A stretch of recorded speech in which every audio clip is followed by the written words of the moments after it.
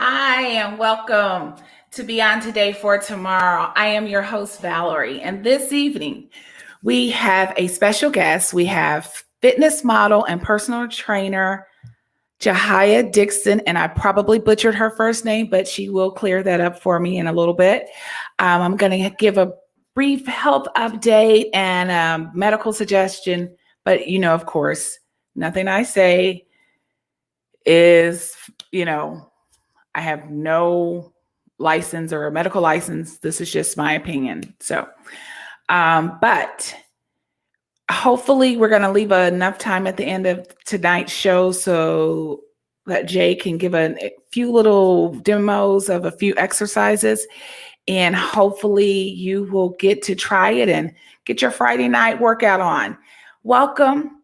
Get your drinks. Let's get settled in. Let's get into it.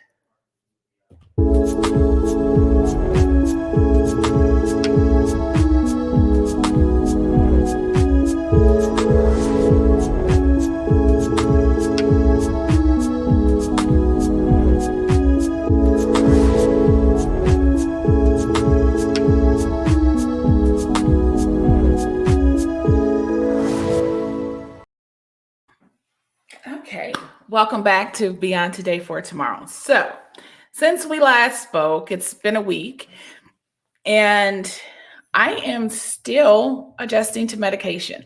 But what's really good, I found this really cool support link on Reddit, because sometimes I like to hear other patients' feedback to understand what they've maybe gone through. And if what I'm feeling is consistent or normal to what they've been told. And first of all, please know everyone is different. So everyone's going to have different reactions and side effects to different therapies and treatments. So don't go into any situation and think, oh, well, so-and-so said it should be easy. It's not going to be easy. My doctors and I were still figuring out medications. Actually, I stopped taking a few. I am back in the gym. This week, I've done really good. So tomorrow's workout, I will have worked out 5 times this week. And I'm really excited about that. You guys don't know just how great it feels to make plans and actually execute them without feeling so exhausted. I actually cooked, I want to say 3 times this week. And I actually, I did a little soul food with healthiness, and it turned out awesome. Sunday night, I did something that I normally don't do. If I cook corn, it's normally like frozen corn. And I know, Valerie, you said if you go on the inside, I know what I said. But this time I bought the fresh corn. And let me tell you, I simply put water, a little bit of butter, and sea salt and boiled my corn. Oh my God, it was the sweetest corn I've had in my whole entire life. It was amazing. My new potatoes turned out amazing. My pork chops that we did were amazing. Yes, pork, the other white meat. And I did baked ground turkey spaghetti.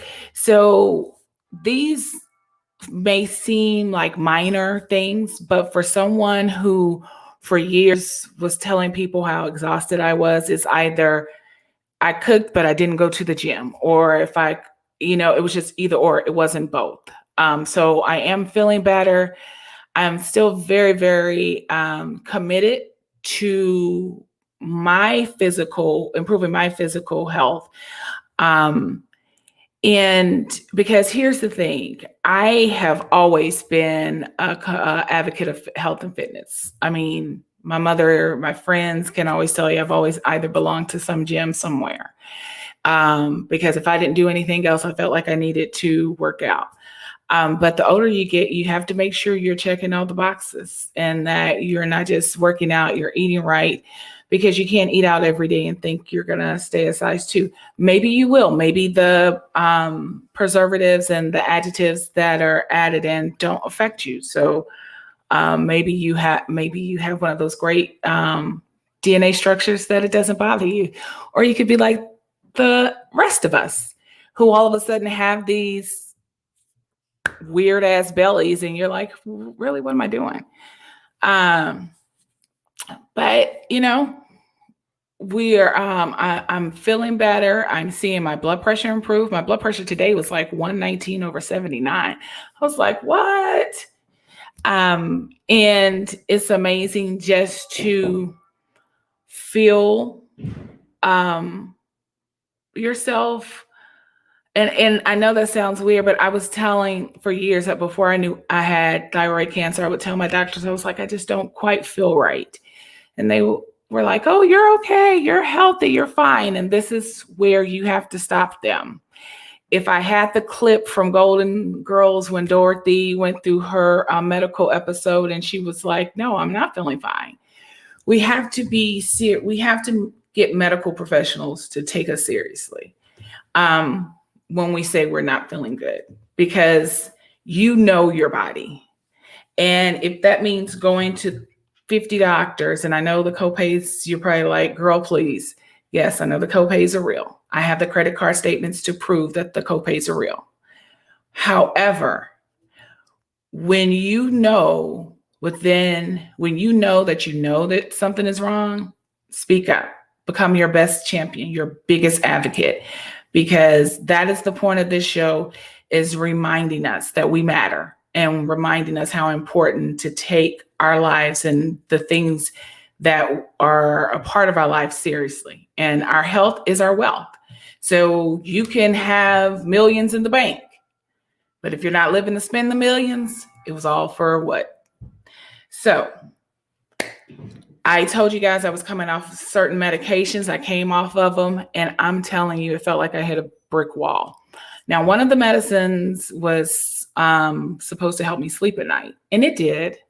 I'm telling you, it's quite addictive. And when they say pharmaceutical drugs are more addictive than some street drugs, they're absolutely telling the truth.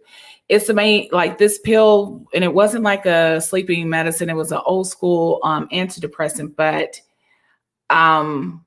me and my other doctor figured out that it was causing, like my feet and legs to swell, maybe like my veins and my legs to kind of feel achy. But when you took it, you had like an hour, 30 minutes to an hour, and you would be out. It was amazing. And when I say you slept, I really didn't have crazy dreams, but it also increased your appetite. And the pharmacist was like, yeah, watch out for this one. So I'm glad to be off of it, because even though it had a purpose, there are other ways around it. And I remember I read years ago that if you can stick with more natural remedies, you'll be more successful with maintaining whatever your fitness and health goals are. And so I'm adjusting to coming off of that. I was telling a friend of mine, I haven't gotten into bed earlier than midnight all this week. And if you know me, that is not me, because normally 10 o'clock I'm shutting down. If you call, it better be an emergency, because I'm not really going to pick up. I know this makes me sound old, but I am serious about my sleep, because I feel like my brain has to be functioning on all cylinders in the mornings. So I have to be serious about it. So I also started looking at some of the supplements that I was taking, and I stopped taking them because at some point, and my hairstylist and I were talking about it. You guys don't know, my hair looks really great, but I have these headphones on, so you can't see it tonight. But my stylist, he was like, sometimes people will take hair vitamins. There's nothing wrong with their hair. He was like, they're over medicating themselves. And I was like, huh. So I went back and I was looking at, the different supplements that I take. And I was like, am I taking something that I probably really shouldn't be taking? Now, I do take vitamin C and zinc. I take that morning and evening. And that is because I try to keep our immune system above boards. That's my son and myself. Because, every day is something else. And I remember when he was younger, the neurologist told me that if we can keep him,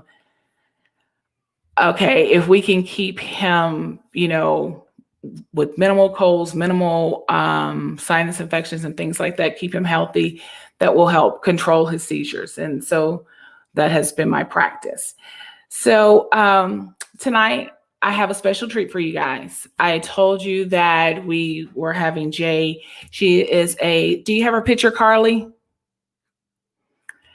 So after break, when we come back, we're going to have personal trainer, fitness model, Jay Dixon, and she is going to share what led her to be a personal trainer, and she's going to answer some questions that I have. So this is Jay. And so she is, when you see her, sweet young lady, perfect image of health, but very down to earth. You're going to enjoy our conversation. So when I come back, I'm going to come back with Jay. So hang tight. Want your book or music to be published? Skip the confusion and rejections from others. Let bepublished.org publish and promote your work for less. Bepublished.org handles it all, from cover design to worldwide distribution, with high quality and fast turnaround. You even keep rights and royalties. Everything was perfect. You made my dream come true. My book and CD look so good. Call 972-880-8316 now. Bepublished.org. 972-880-8316.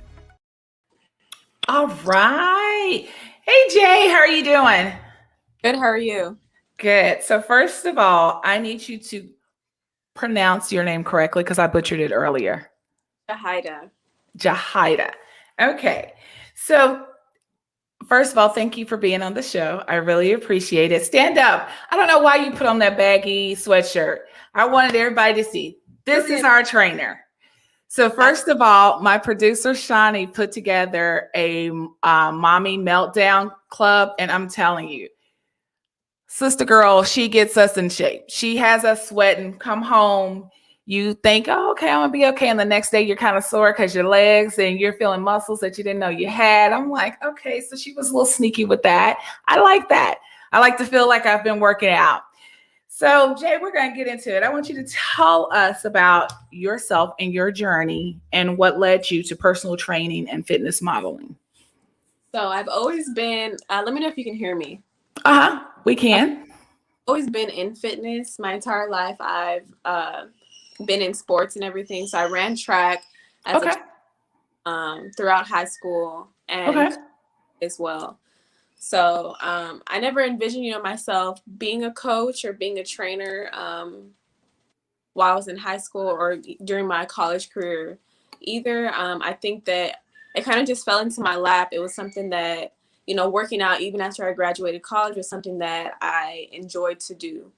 I felt like was a part of my routine and part of my life. And I don't come from the healthiest family. So yeah, being one of the members who, consistently works out, consistently eats healthy, that was something that was important to me because I seen it, rubbing off on my family, my parents, and my siblings as well. So I jumped into it, and then I started to enjoy the mentorship of helping, not just with fitness, but I mean in life in general. So I like to my clients outside of just working out. So that's good because, and one of the things I've noticed that people who do run track, they tend to be healthy lifelong.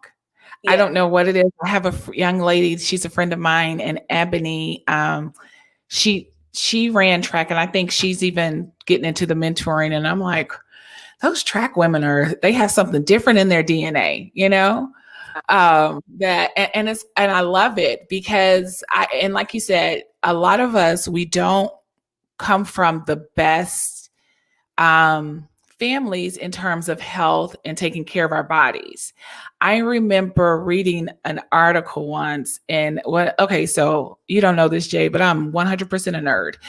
And when I say I've read books and articles, and I remember reading this article and it said that Black women tend to not take care of themselves. Right. And I was like, bullshit. I'm like, we don't take for granted, or I have never known women that took for granted. Like, even my aunt, I have an aunt that she is like me. She'll read up on different supplements and different things, and she'll eat, figure out how to heal her body with food. I read a guy that did that when he came back from overseas, and he had gotten sick, and he healed his body basically with food. And I was saying earlier that, I'm back cooking. And for a while that was like, oh, I just have to feel the strength to get up and cook again. And so I've been swapping out like little things, like I did Brussels sprouts and fresh green beans versus canned green beans. And I grilled them in the oven. And I'm like, wow, this really makes a difference. They taste it. It's like the flavor that you hear like people mention. You're like, okay, so it's something to this. So I get it, because my family, like, even though people have eaten right and did the right thing, some people still ended up with diabetes. Mm-hmm. Some were pre-diabetic. Most women had like endometriosis and I realized, and high blood pressure. Those are the top three. And I'm going to ask you about that, because I think if we worked with good people who have knowledge and are honest that we need help, we don't know everything. Exactly. And learn about nutrition and learn about working out, that you'll develop a lifestyle that brings about change. So I completely agree. I think that I come from a mixed family, so half of my family is Hispanic and half of my family is Black. So I think that for both cultures, I can relate to the unhealthy habits that we do have when it comes to food nutrition. But I think that it's heavy in our culture to do that. So if you look at other races and comparison, our stats are a lot higher just because of our culture. We, include a lot of, I don't want to say, we include a lot of a variation of different types of foods in our in family dinners and even all of that. So that plays a big role in our health. So it does. And that's what that's our leads to that next question. Like, how do you address stereotypes within because you have two heritages, where, the community, when it comes to getting healthy, eating right, working out, staying consistent, it's like we'll have people that will do it. They think it's a destination versus a journey. Yeah. And I think that it's definitely an adjustment. I think as from when I was a child, I can remember the same meals that I ate as a child is the same meals that my parents or my grandparents today still cook. Okay. Not, the healthiest, and that's on both sides, the African American side and the Hispanic side as well. But I think I wouldn't necessarily say it's a stereotype, but I think that African Americans are more prone to disease than white Americans or Caucasian individuals and all of that. So I think that, you mentioned something about reading an article that Black women don't take, or don't take health into consideration or pay attention to that necessarily. And I don't think that it's necessarily that, because I know plenty of women and men who are African American that are in my field or doctors and all that take nutrition health consideration. But I also think that because we're more likely and more prone to diseases and diabetes, all of that that comes into hand, that you see it more, and that's where the stereotype is played out. Like Americans are not the healthiest, and in a sense, I do agree that we may not be the healthiest as far as nutrition, but we also are more prone to disease.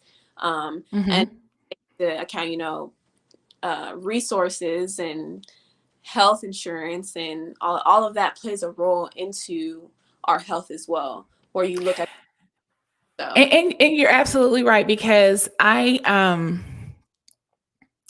can say that there are times when, so if we look historically, African Americans, we used to have a strong immune system. We lived longer. We had people that were living longer. But when we became more assimilated, and I say assimilated specifically for a reason, because in my undergrad, I took what's called Multicultural Perspectives. Right. And it talked about races as they became more assimilated into the society that they moved within America. And they got rid of their cultures, or their heritage, the traditions and the things that they did before, and they become more Americanized. Mm-hmm. That's when you see more introduction to disease, heart disease, diabetes. And what is a trip, but people don't really talk about it as much. It happens to Asian women too. It happens to Hispanic women as well. But you don't hear the highlight, because it's just like it break when you listen to the quote unquote conspiracy theorists, and they break down the elements of the systemic racism, and you hear about the lack of exposure or the lack of access. Anyone who is not African American can almost get better treatment, even though they are in a situation getting the recognition and the opportunity off of the blood, sweat, and tears that the Black race already went through. And that comes with healthcare too, because one of the things, I've heard so many people talk about, I don't want to get vaccinated. I am vaccinated, wherever you stand. There are people who are like, oh, yes, they've always, found a way to get over. I'm like, yeah, but we're in a day and age now where we have to take the history, know the history, and become our own advocates, but still get access to better healthcare. Keep making your voice heard. Because here's the thing. I have one of my cousin's son. Now, this is weird. No one in our family, and I don't think anyone in her husband's family, has a history of type 1 diabetes. Right. But her son, he's biracial as well. He's African American and Hispanic. And all of a sudden, he ended up with type 1 diabetes. So I think as we continue to learn about our genetics and, DNA, I think we'll start finding more answers. But you're absolutely right. I mean, there are some things that we are more prone to, but it doesn't always necessarily have to be a reality if we start re-educating people and say, hey, XYZ. Like, I really believe the preservatives and the things that we get in the quick and easy food help contribute to some of these diseases, because when these chemicals are developed in the lab, they're not developed with us in mind. Exactly. They know we're going to be a factor, that we're going to have access to it, but they're not developing it with us in mind. So maybe they do know that, oh, if you keep eating, this white floured bread, that it's going to cause diabetes. Right. Yeah. Okay. So you have clients on all spectrums of the age range, right? Yeah. So how do you work with individuals who are getting older and believe that fitness is not necessary as they age? Well, let me see. I have clients, so range probably youngest, probably 9. Okay. Probably 56, I believe. Okay. So I look at everything, and when they come in, I mean, there's different people that come in. I have athletes, I have weight gain, I have weight loss clients. Mm-hmm. And I think with my individuals who are older age, I like to get their history beforehand, and not necessarily their fitness history, their ideas behind fitness and Mm-hmm. where they stand with that today. But I think that people, especially my older clients, I try to push on them that, it's not too late to Mm-hmm. not too late to, be in the body that you love and you want to present yourself, more importantly, in the Mm-hmm. world. But I think, I mean, really, because if I, you came in and we spoke about Mm-hmm. fitness and we spoke about nutrition and where you guys were, Mm-hmm. we didn't really dive into it. But individuals who don't, put their health, on the top shelf in their minds, that's kind of scary. So I try to push the idea that you need to be thinking not just fitness wise, but what you're doing Mm-hmm. at home, your hydration, your sleep, your Mm-hmm. all of that play a role into your health. I can sit there and I can train you and I can give you the best workouts, but if you're not doing the other four components at home, then it doesn't matter. So it's more so I try to implement as a whole a lifestyle rather than just. Mm-hmm. So you said sleep, nutrition, So it's fitness, sleep, nutrition, and hydration. hydration. Okay. Yes, as you can see, I'm trying to drink my water. My son and I, KJ, we went to Five Below and found these 64-ounce water bottles, so we can start measuring, making sure we're at least clearing one of these a day. Yeah. So I'm doing the hydration. I got to get my sleep back in line, but and like I said, the fitness and nutrition. So I did start using my Fitness Pal app. I started back last week. Do you? Is there a particular app that you like, or is my Fitness Pal a good app that you tell your clients?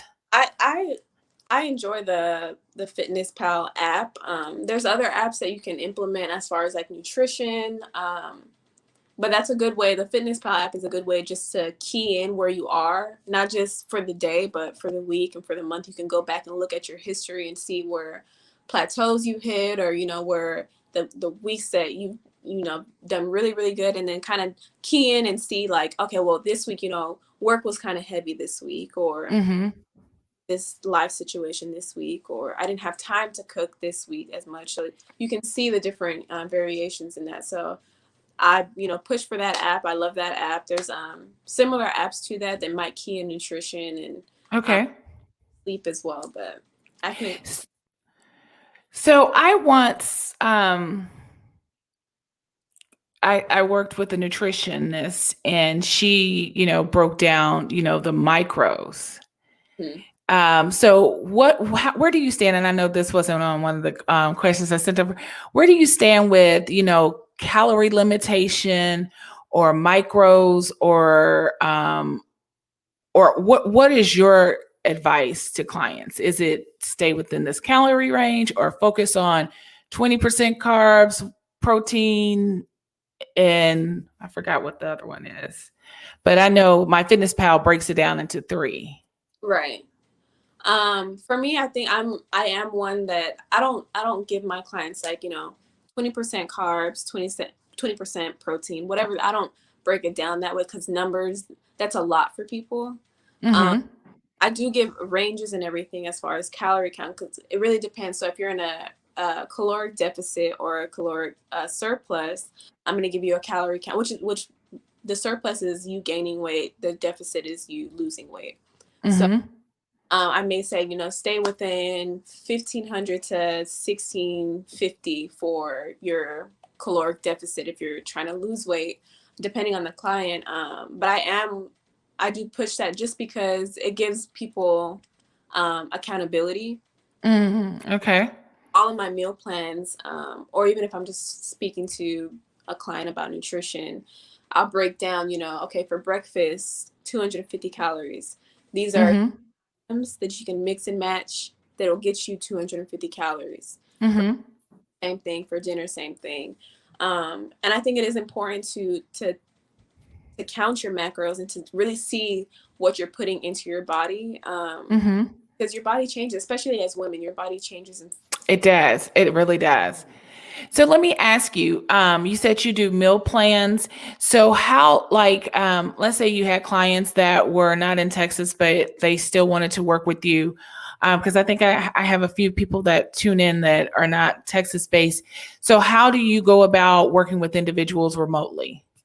If they're just doing like my plans, I just shoot it to them that way with the meal plan, your fitness plan, and I do send Okay. a lot so they can, email me with any questions and all of that. But my plans are very specific and detailed. Mm-hmm. Also have online clients that, I have a client that's online that I train at 6 a.m. that lives in Atlanta. Okay. So it just really just depends what your preference is. If you feel like you have to have somebody there all of the time, I'm more than happy to, sit there on my laptop and Mm-hmm. you're too low or, too high, whatever the case may be. But there's also people that can hold that accountability on their own and can just do the workout by themselves, depending on the plan. Okay. Yeah, because I know that especially during the pandemic, everyone had to get creative and offer services many different ways. And I know a lot of people were following, but it's good to actually know someone that, you can actually interact with, that you're going to have that accountability. Yeah. Excuse me, that they're just not, saying, oh, okay, we're here, the workouts, and, this is the meal plan, because maybe that meal plan doesn't work for, what works for customer A isn't going to work for customer B. You were saying with older clients that you try, or you assess what has been their exposure or their lifestyle. How does that impact? Like, if you have, like, now more than anything, we sit to commute, we sit to do everything. How do you factor some of that into developing fitness plans for individuals? It's just really breaking habits. I think that a lot of individuals don't take into account that fitness is not just, hey, I'm going to go to the gym today and Mm-hmm. work out in.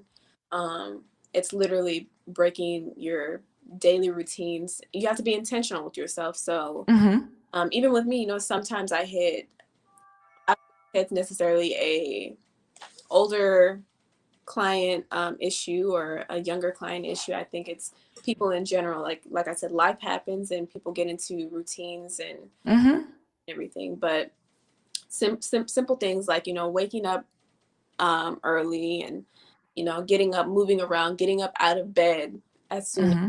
you wake up, or instead of you sitting down when you get home, automatically starting to get yourself situated for cooking and all of that, and then Mm-hmm. after you eat, going for a walk and just implementing different types of activities into your daily habits instead of because sitting on your phone or sitting on your laptop or watching Mm-hmm.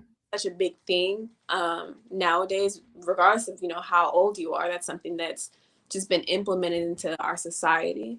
So It has, because I notice, like, if I'm being active, my watch will let me know, hey, it'll send like a little alert. But if I've sat most of the day, and I have a Samsung watch, but it will show like a person, like a little image of a person sitting. And yeah, I'm like, oh, that's bad. So I try to get up and move around my house a little bit, even if it's just, to do something else, just to go into a different room. So with women, I know some people used to have a stereotype that going to the gym meant that they were going to get all bulky and toned.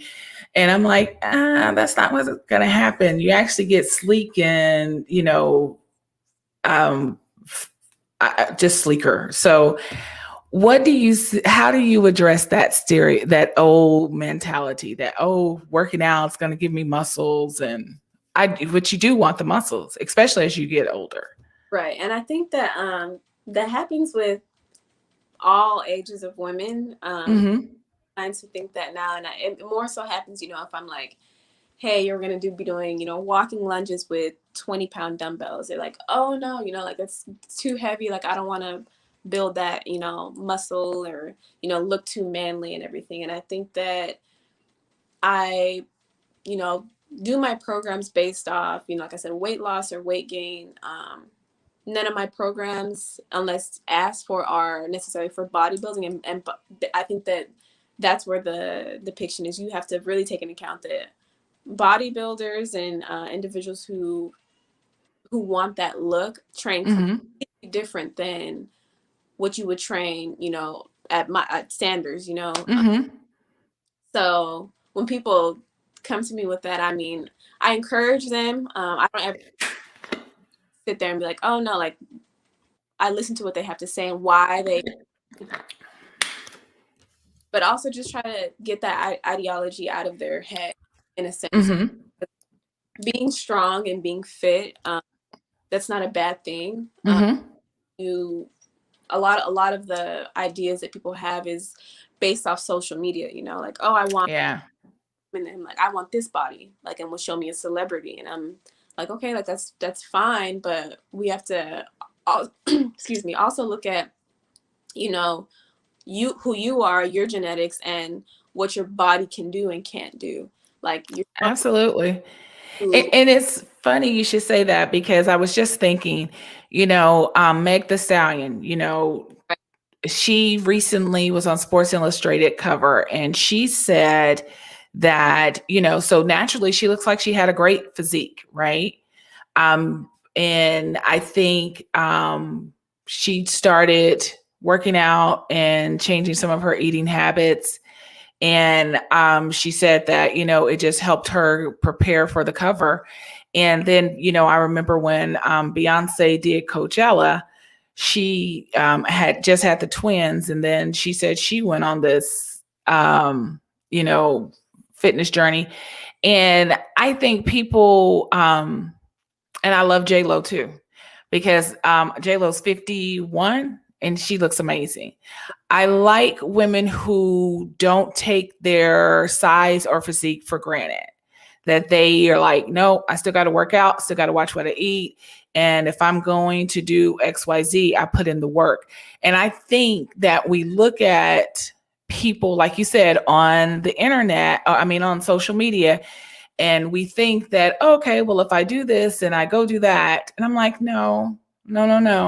Yeah. You, first of all, it's going to have to take some self-love, and, you know, then defining what's the best you. If everyone looked like those women, what would be the point of our own individuality? I mean, but I get it, because like, I know people who are like, oh, I want to pay for, you know, the Brazilian butt lifts or the tummy tucks.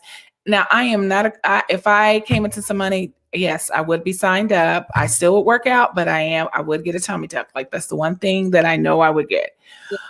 Because like, as you see, my legs and my butt, they'll tone fast, but I've had some hellacious past few years, but I'm like, come on, I will do that. So I get it. And I don't know. I guess it takes having a strong self-confidence to really not give into the hype that is social media. But I know people who are, or probably have limited social media, but they give into the socialization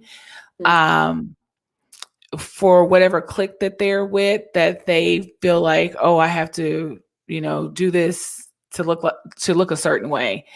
And I think, wow, are you doing this for you, or are you doing it for the clique? Where I come into to comment on, basically, you know, like, I'm not against people getting cosmetic surgery. Like, what for you is for you. But I always, because I've had clients like, you know, hey, like, I do want to come train with you, but I'm going to come after I get my, you know, BBL or my breasts done or whatever the case may be. And if you're doing it for the right reasons for you, I'm okay with it. But if it's for, you know, if you show me a picture like, hey, I'm going to go get, you know, my breasts done like this because A, B, and C, or my butt done, or, you know, my stomach tightened and all of that for, you know, I've even had the experience to hear, like, you know, or for my husband or for my boyfriend, and things not necessarily the best way to go about it. And I think, women who decide to do cosmetic surgery, that's perfectly fine. And it limits you putting in the hard work. Okay. I also think that, you working out and doing the best that you can with the body that you have, and just being, like I said, being intentional with yourself pays off a lot more than going to create some debt. So, and it's funny because like my endocrinologist and my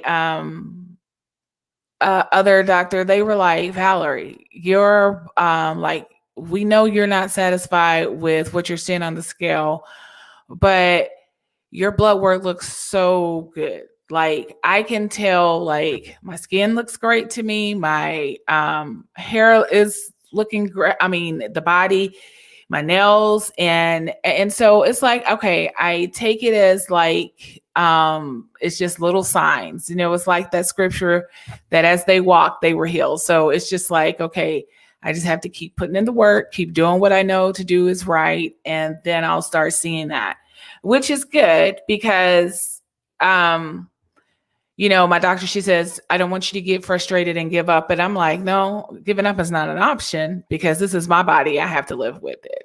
Right. And so I'm going to do what's best for me. And that's the thing that people have to take into consideration. It's more than just going to the gym and lifting weights or doing cardio. It's about training your lifestyle. It's about changing all of it. Because I was saying earlier, my blood pressure was like 119/79. For some people, they're like, oh, that. But for me, I'm like, hey, that's really good. So to see things like that, and like we have to do like yearly, like they're not really physicals, but we submit blood work, or we did before the pandemic. And to see like my cholesterol looking amazing, I'm like, woohoo. So it's little things like that. So what do you say to people who are in situations like me, who have medical conditions that are getting frustrated because maybe they're seeing some progress, but they're not seeing the progress that they want to see, and they are watching what they eat and they are working out? So how do you keep them encouraged and motivated? Take it a day at a time. And that's not, I implement myself into it a lot as well. Like people, view me and look at me like, oh, like you're in tip top shape and whatever. And I still sit there and I say, but there's still things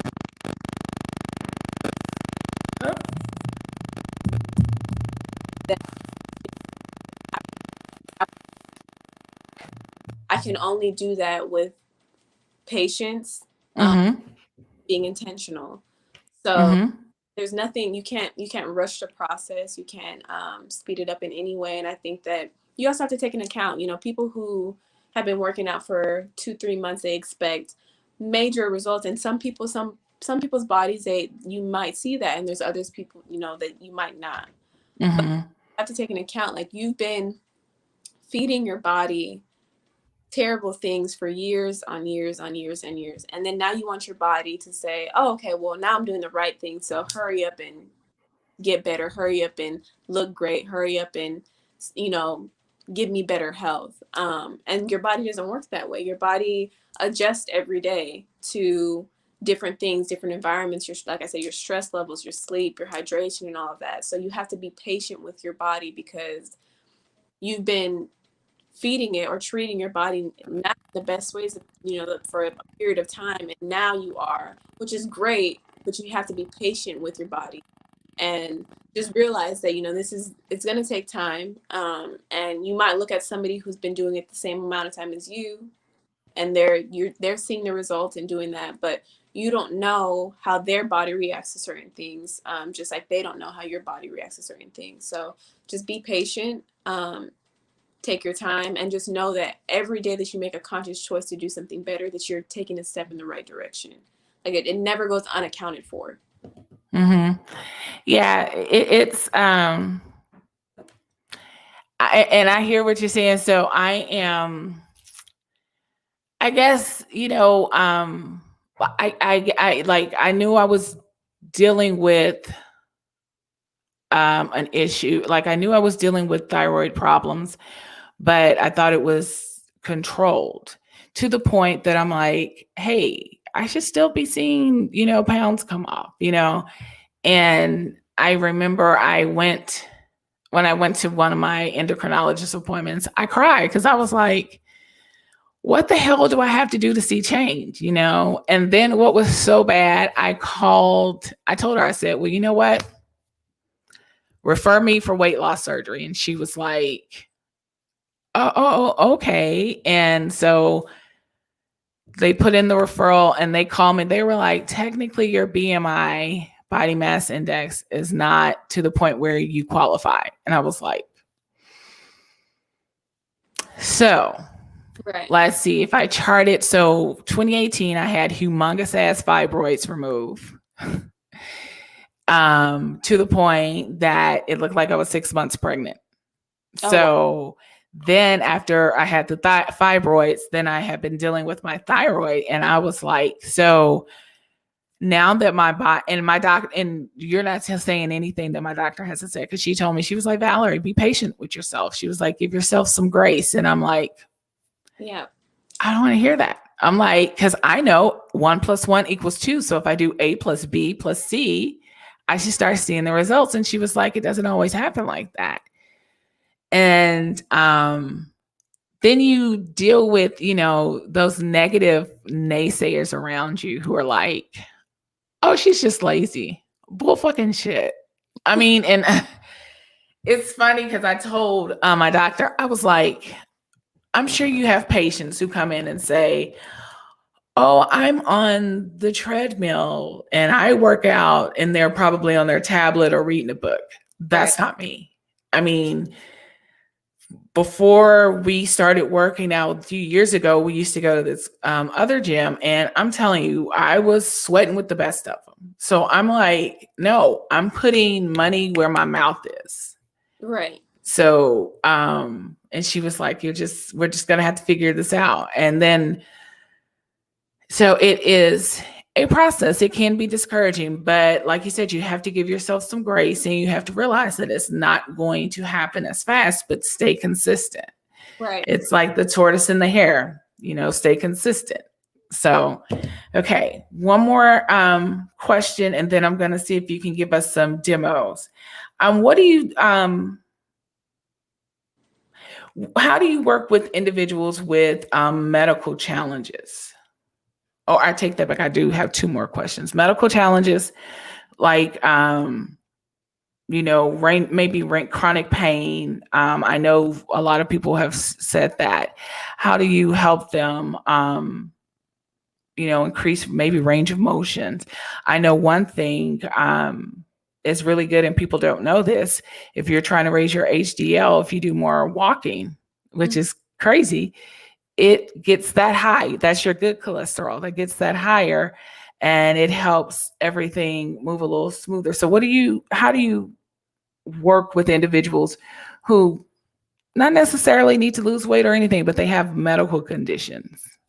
So with that, I definitely do modifications based on what type of medical conditions they do have. Like you said, you mentioned the HDL, and walking like that, helps increase the right cholesterol.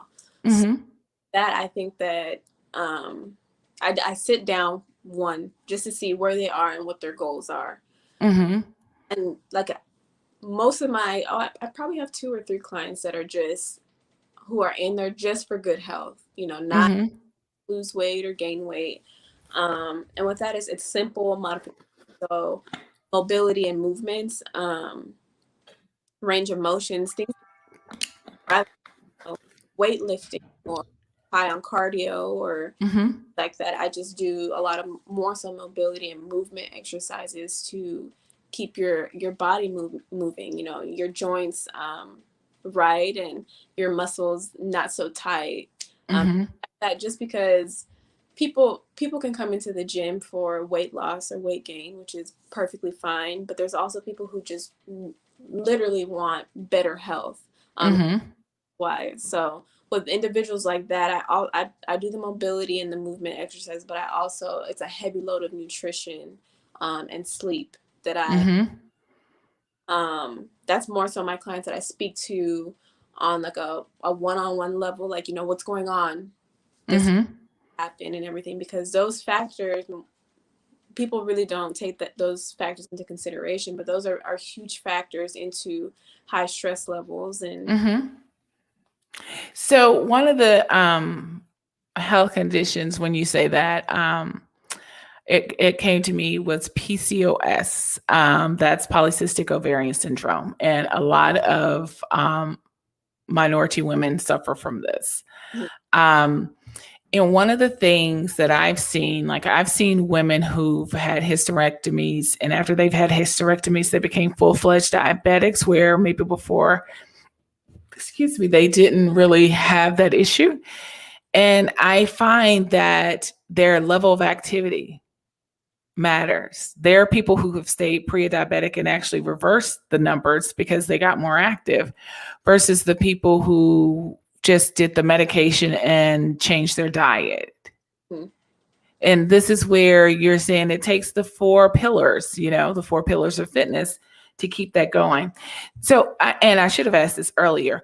How do you twerk individuals' routines that probably have hit plateaus? Because you mentioned earlier that, if with them looking at the MyFitnessPal and you check your progress, and sometimes individuals hit plateaus. What is your advice to your clients when they're in a plateau? I usually set a goal for the week. So, this week I want you to focus on getting 8 hours of sleep. I want you to focus on trying to drink more than half a gallon of water, all of that. So I don't ever try to overwhelm my clients with, okay, drink a gallon a day, 8 hours of sleep, come in 3 times a week. That's a lot to adjust to, and it's impossible. You can't do that. That's a whole different lifestyle.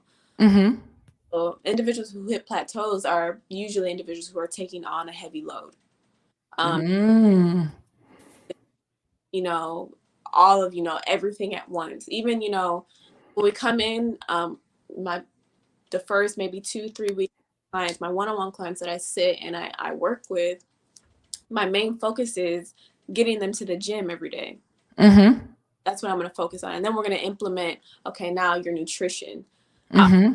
Maybe day 1, day 2, and just see where you are with it. But then that's good.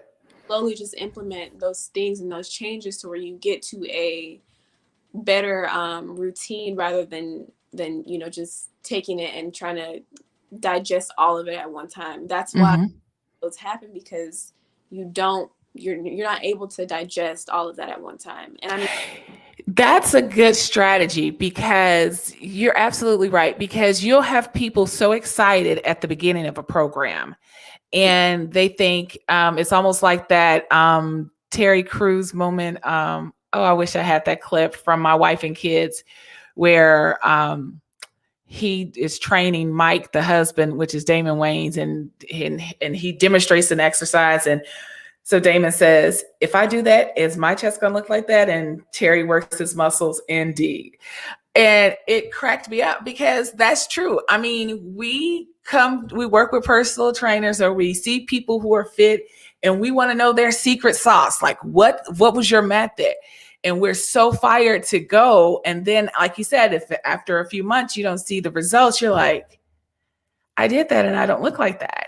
Yeah. But I think that slow incorporation of things is a good method to keep individuals, A, committed, B, help them develop a new habit.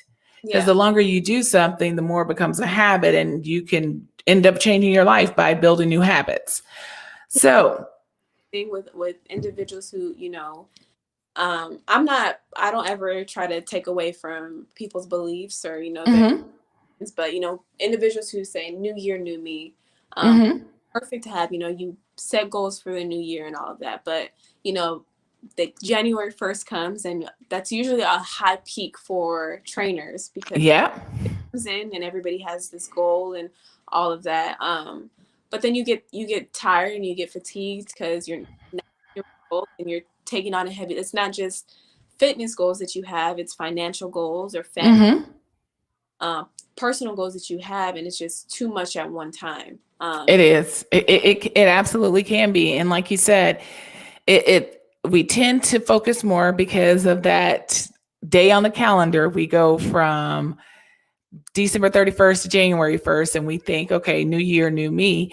And we have to keep renewing that same commitment monthly, weekly, if we're going to see change. And I love that approach. I love your strategy, because that tells me that you're more focused on helping your clients see long-term success versus just immediate results. And that matters. And I was so glad when you told us that you have clients that range from 9 years old on up, because one of the shows we had previously, we had a massage therapist, and he was, and one of the things that him and I discussed was how important it is to develop these healthy habits in our children, especially student athletes. Yeah. We'll find in the great economic divide that that the other half, they're paying for their kids to go see trainers and massage therapists because they know that it's a full body cycle. I think, I know, I hate to say his name, but Tom Brady, the reason he's playing at 44, 43, 44 is that he really realized that if he takes care of his body, then his body will take care of him in his pursuits. And I think that, and I've read articles that people, talk about his diet and his exercise routine.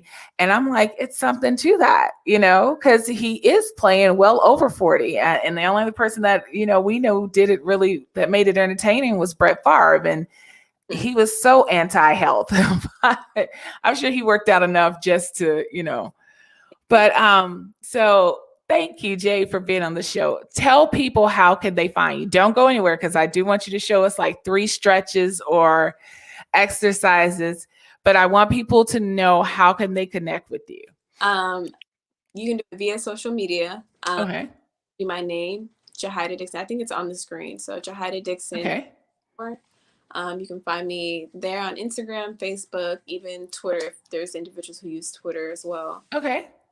Or my email, which is my first name and then the first letter of my last name, D, at gmail.com. Okay. Just prefer to email. But social media, I'm right now working on really just being more active and posting. Okay. Not stuff, but my nutrition stuff as well, and just daily things that you can do, whether it's affirmations or but for motivational purposes. It's things that I like to implement in my life, can be useful to other people. So that's exactly right, because I did get into doing like a weekly motivational moment. And of course, the minute I started doing that, it's like all hell broke loose at work. So when Jay comes back, she is going with her, is it sprained your finger? Oh yes, my fractured finger. Yes. So she's going to show us a few exercises that anyone from any fitness level, she's going to show us. Right. So the correct way and the modified way. Yeah. So with like any type of fitness exercise, I think people feel like they have to go to the gym and have to have the weights and all of that. But there's bands. I'm sorry, let me try to set this up.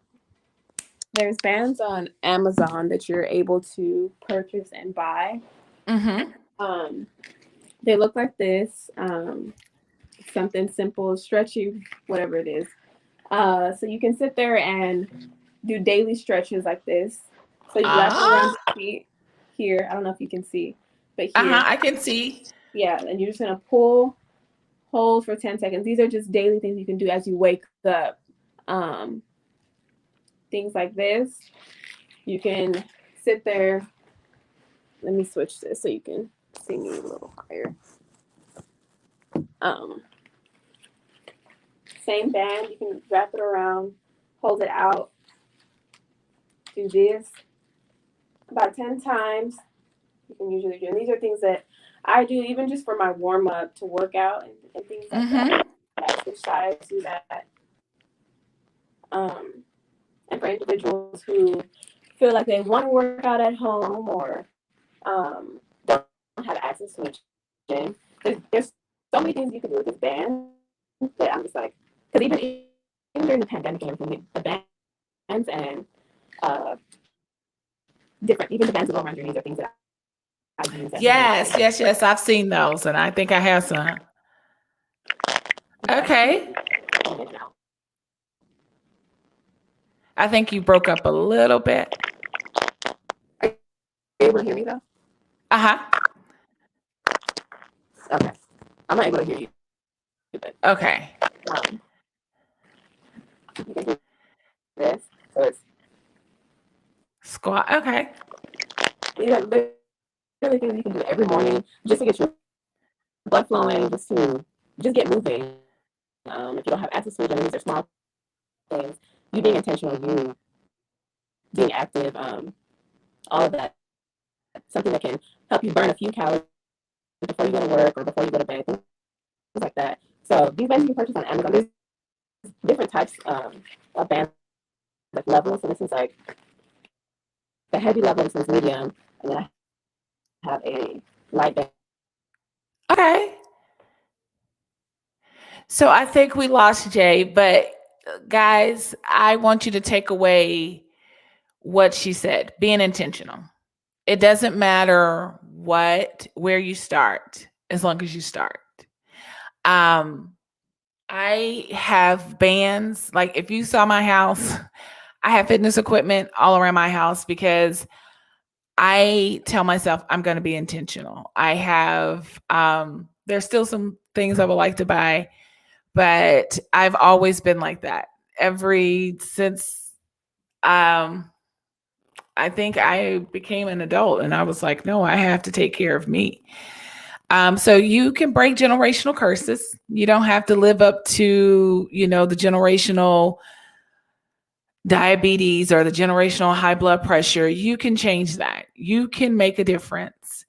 And it starts with one exercise, one healthy meal. If all you do is fix a healthy breakfast, at least you're starting your day with something different. There are all sorts of meal ideals.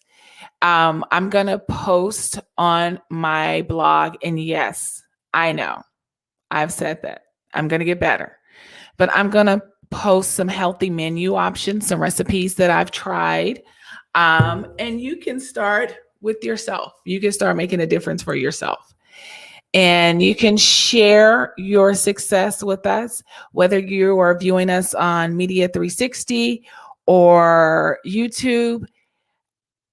Let us know how you're doing, where you are in your fitness journey.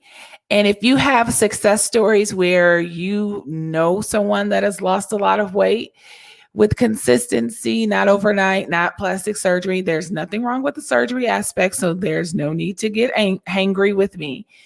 However, I want to hear blood, sweat, and tears because we all are in this together. We're all about getting better because our health is our wealth. So I want to thank Jaya for being on, Jahaya for being on the show. I want to thank my producer, Carly and Shani, for their help tonight. This has been Valerie with Beyond Today for Tomorrow. And I will see you back here next Friday with another exciting live. Bye-bye. Have a great weekend.